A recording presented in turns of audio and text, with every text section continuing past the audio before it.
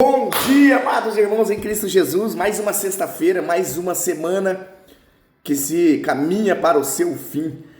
Nosso devocional de hoje está na carta de Paulo aos Hebreus, atribuída a Paulo, não totalmente. Ainda existem debates, sobre quem teria sido autor de Hebreus, mas atribuída a Paulo.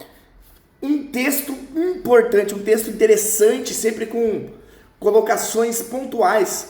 Palavra no capítulo 12, versículo 14, que nos diz: segue a paz com todos e a santificação, sem a qual ninguém verá o Senhor. Para entender esse versículo é importante nós olharmos o contexto.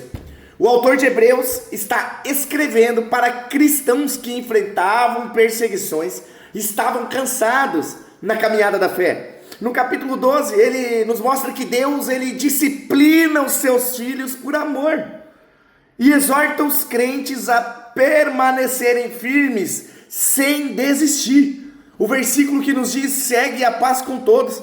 A palavra segue significa perseguir, buscar com empenho. A paz não acontece por acaso.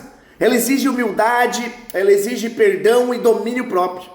Isso não significa aceitar o pecado ou abrir mão da verdade, mas viver sem guardar rancor. E quando possível, manter um relacionamento pacífico com as pessoas. A santificação é o processo de ser separado para Deus. Quando nós recebemos Jesus, nós somos justificados pela fé, mas Deus continua trabalhando em nossa vida para nos tornar cada vez mais parecidos com Cristo. Isso envolve abandonar o pecado, obedecer a palavra e viver em comunhão com o Espírito Santo. Santidade não é aparência, religiosidade ou perfeição humana. Santidade é uma vida rendida a Deus que busca agradá-lo diariamente, sem a qual ninguém verá o Senhor. Essa é a parte mais séria do versículo. O autor ele não está nos ensinando que nós somos salvos por boas obras. A salvação é pela graça mediante a fé. Porém, quando nós somos verdadeiramente alcançados por Cristo Jesus, nós demonstramos essa transformação por meio de uma vida santa. Quem afirma conhecer a Deus, mas vive deliberadamente no pecado, sem arrependimento, mostra que há um problema em seu relacionamento com o Senhor. A santificação é a evidência de uma fé genuína. Ainda hoje existem muitas pessoas que desejam as bênçãos de Deus, mas não querem viver em santidade.